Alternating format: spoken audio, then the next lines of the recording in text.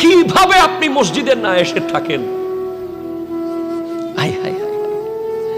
যুবক ভাই বলেন তো, ফজরের নামাজ আজকে কে কে পড়েছেন? একটু হাত তোলেন সত্যি করে। ঠিক আছে, আলহামদুলিল্লাহ। যারা তোলেন নাই, ইনশাআল্লাহ ভবিষ্যতে তুলবেন।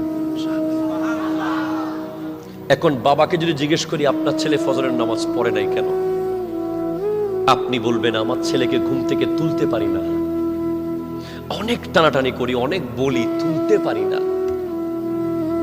ঠিক কিনা বলেন? বলেন আপনাদের কষ্ট হচ্ছে কথাগুলো?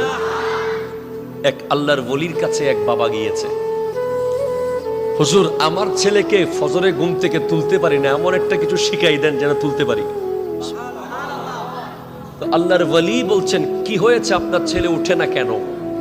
বলে আমার ছেলে কি ঘুম, তার বেশি গভীর ঘুম, টাননে টেনে হিচড়ে তুলতে পারি না। তখন আল্লাহর ওলি বলছেন, বাবা আপনার ঘরে যদি ফজরের নামাজের সময় আগুন লাগে, আপনি কি ছেলেকে তখন তুলবেন না, নাকি আগুনে পুড়ে ফেলবেন? বলে হ্যাঁ অবশ্যই তুলবো। কেমনে তুলবেন?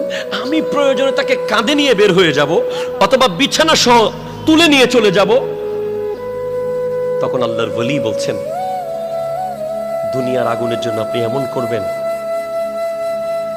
যতক্ষণ আপনার ছেলে ঘুমায় ফজরের নামাজের পরে, ততক্ষণ মনে করেন দুনিয়ার চেয়ে ৭০,০০০ গুণ বেশি ভয়ঙ্কর আগুনে সে জ্বলতেছে। যদিও আপনার চোখে আপনি দেখতেছেন না, কাল বাদে পরশু আপনি দেখবেন আপনার ছেলে কিভাবে জ্বলতেছে। সে একা জ্বলবে না, আপনাকেও জ্বালাবে। কেন?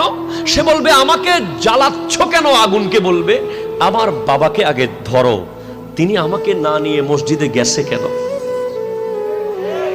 অনেক বাবারা আছে, না না না থাক, আমার ছেলে ছোট মানুষ, আর একটু ঘুমাক, সারা রাত চাকরি করছে, সারা রাত দোকানদারি করে এসেছে, সারা রাত কালকে চান্দা ছিল, সারা রাত বিক্রি করছে। সারা রাত বিক্রি না, গোটা রাত যদি আপনার ছেলে নতুন ব্রিজের উপরে এক পায়ে দাঁড়িয়েও থাকে, তারপরেও ফজরের নামাজ মিস করার কোন সুযোগ ইসলামে নাই। ঠিক কিনা কথা বলেন?